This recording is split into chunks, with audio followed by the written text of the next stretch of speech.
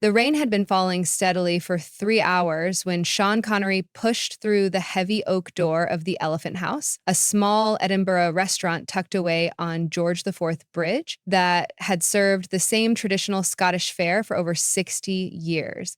At 79, Sean had developed a fondness for places that remained unchanged in a world obsessed with reinvention. Establishments where the menu hadn't been updated since the 1960s, and the decor seemed frozen in comfortable amber. It was 7:30 on a Wednesday evening, well past the dinner rush, and the restaurant held only a handful of patrons scattered across its dimly lit interior. Sean had chosen this place specifically for its anonymity, hoping for a quiet meal where he could read his evening paper without the usual interruptions that accompany dining in more fashionable establishments. "Good evening, sir. Table for one." The voice belonged to a man in his early 70s, dressed in the crisp white shirt and black vest of professional service, his silver hair combed with old-fashioned precision.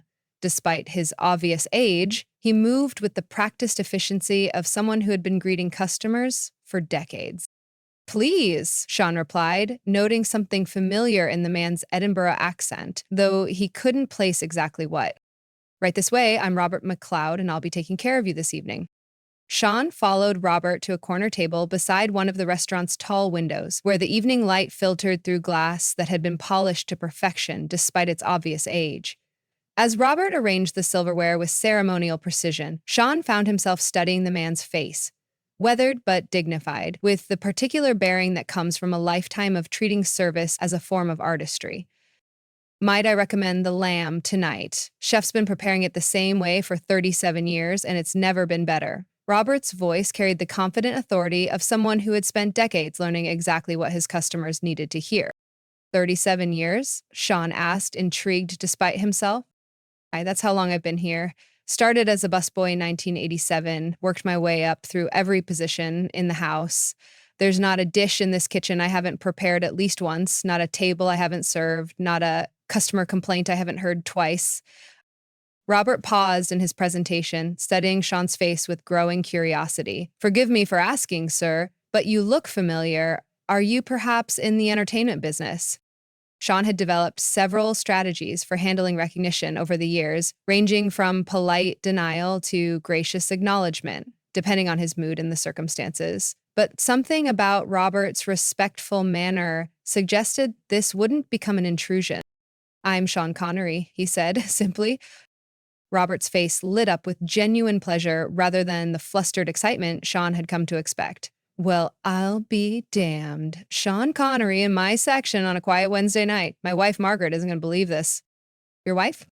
"Married 43 years. Come December, she's been watching your films since she was a teenager. Always said you were the only actor who made James Bond seem like a real person instead of a cartoon character." Sean found himself smiling at this assessment. That's high praise indeed. What does Margaret do? "Retired nurse, spent 35 years at Royal Infirmary, mostly in pediatric oncology. Toughest woman I know, but she'll tear up every time at the end of The Hunt for Red October. Says it reminds her of her father who served on submarines during the war." As Robert continued setting the table, Sean realized he was experiencing something rare in his public encounters. A conversation with someone who saw his fame as interesting but not overwhelming. Someone who had his own rich life story that didn't revolve around celebrity encounters. "Might I ask what brought you to restaurant work?" Sean inquired as Robert finished arranging the table settings. Robert straightened, his expression growing thoughtful. "That's a longer story than you probably have time for. I have all the time in the world. It's not as if I have anywhere urgent to be." Robert glanced around the nearly empty dining room, then settled into the chair across from Sean with the familiarity of someone who had earned the right to bend formal service protocols. "I was an actor myself, actually. Nothing famous like yourself, mind you, but I made a decent living in Edinburgh theater for about 15 years. Small parts, character work, the occasional lead in smaller productions." Sean's eyebrows raised in genuine surprise. "Really? What made you leave?" "Life happened," Robert said with a rueful smile. "Margaret and I married in 1981, and by 1985 we had 2 babies and a mortgage. Acting work in Edinburgh was inconsistent at best, and I was spending more time between jobs than I was working. Margaret was supporting us most of the time with her nursing salary. There, it must have been difficult. It was pride, mostly. Here I was supposed to be this creative, artistic type, and my wife was getting up at 5 a.m. to take care of sick children while I auditioned for roles that paid 50 pounds if they paid anything at all. Robert's voice carried no bitterness, just the matter-of-fact acceptance of someone who'd made peace with difficult choices long ago. As you decided to change careers? Margaret suggested I try restaurant work, said I had the right personality for it, good with people, comfortable being on stage in a different way. She was right, of course.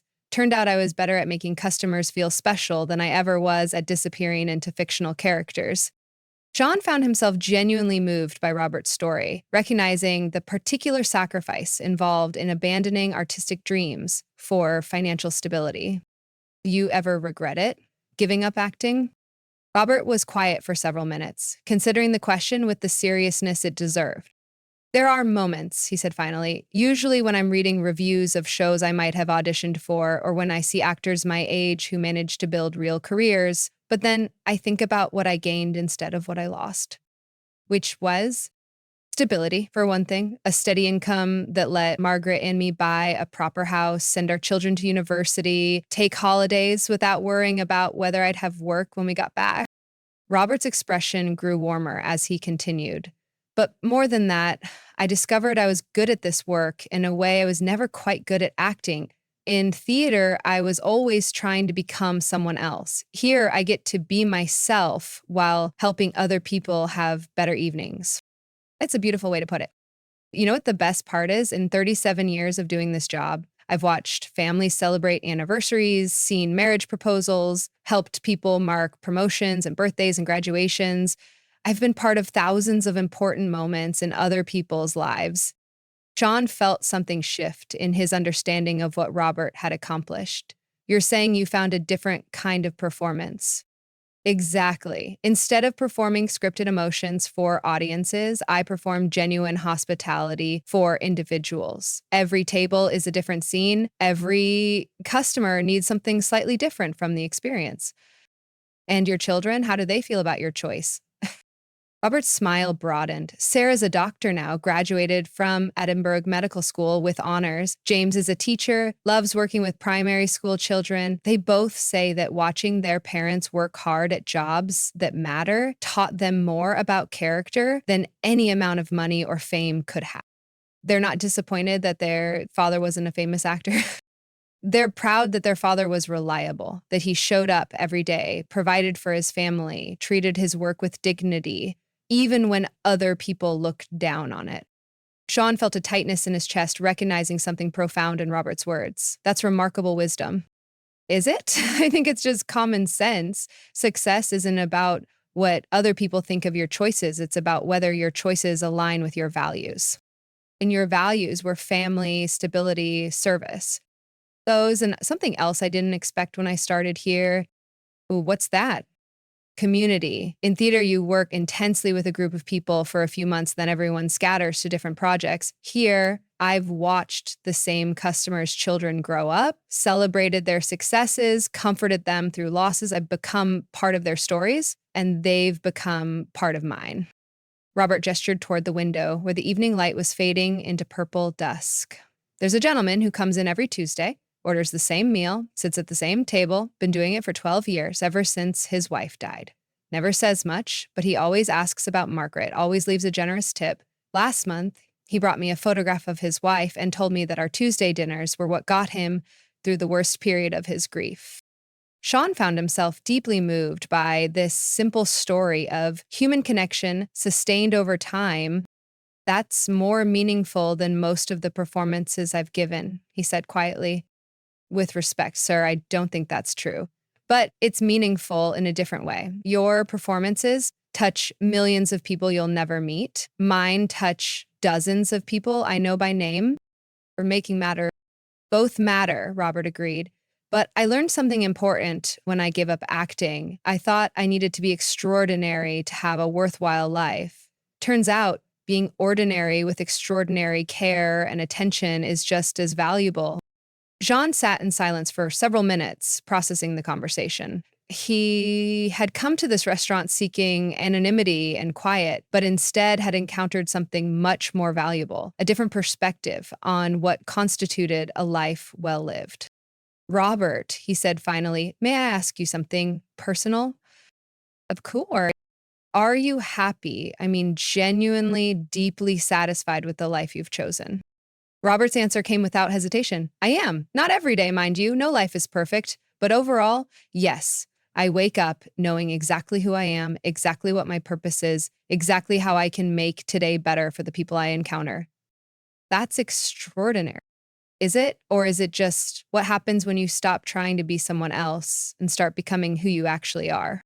The question hung between them in the restaurant's warm atmosphere. Sean realized that Robert had unknowingly articulated something he himself had been struggling with for years, the difference between being famous and being authentically himself. I should let you order, Robert said, starting to rise. I've bent your ear far longer than any customer should have to endure. Please, Sean said, gesturing for him to remain seated. This conversation has been more nourishing than any meal could be, but I am curious about one thing. You ever miss it? The actual performing, the feeling of being on stage? Robert smiled mysteriously. Who says I'm not performing now? Right now, in this moment. I'm giving you exactly the kind of evening you didn't know you needed. I'm reading your mood, responding to your conversational cues, creating an experience that will stay with you long after you leave here. The difference is this performance is genuine. Exactly. The best performances always are. As if summoned by the completion of their philosophical discussion, the restaurant's other customers began to take their leave, nodding respectfully to Robert as they passed. Sean watched the easy familiarity between server and patrons, recognizing that Robert had indeed created something remarkable. Not fame or fortune, but authentic connection repeated night after night, year after year. You know, Sean said as Robert finally stood to take his dinner order, I think your wife Margaret was absolutely right about your suitability for this work. How so? You understand, something that took me decades to learn, that the most powerful performances happen when we stop pretending to be someone else and start becoming more genuinely ourselves. Robert smiled and pulled out his order pad. Now then, shall we see if our lamb lives up to its 37-year reputation? 2 hours later, as Sean prepared to leave the elephant house, Robert appeared at his table with a small, wrapped package. What's this? Sean asked. A slice of Margaret's homemade shortbread. She made me promise to give it to you if you turned out to be as decent as she always thought you were. And how does she know I'm decent? She's never met me. Robert's eyes twinkled. She says, anyone who can sit and listen to an old waiter tell stories for 2 hours without once checking his watch or looking impatient has got to have a good heart. Sean accepted the package with genuine emotion. Will you tell Margaret that this has been one of the most meaningful evenings I've had in years and that she's raised a remarkable family? I'll tell her, and sir, you're welcome back anytime. The lamb special runs every Wednesday. I'll remember that. Walking out into the Edinburgh evening, Sean realized that Robert MacLeod had given him something unexpected, a new understanding of what it meant to live an authentic life. Not the authentic life of Sean Connery, the actor, but the authentic life of Sean, the human being, who was still learning, still growing, still discovering new ways to connect meaningfully with other people. 3 weeks later, Sean would return to the Elephant House, not for the lamb special, but to meet Robert's wife, Margaret, who had requested the introduction. They would spend an evening sharing stories about nursing and acting, about the challenges of public life, and the satisfaction of private service, about the unexpected ways that two very different careers could teach the same lessons about human dignity and genuine care. It wasn't just dinner at a restaurant. It was the discovery that some of life's most profound teachers come disguised as ordinary people doing ordinary work with extraordinary grace, reminding us that authenticity isn't about what we achieve, but about how honestly we engage with every moment we're given.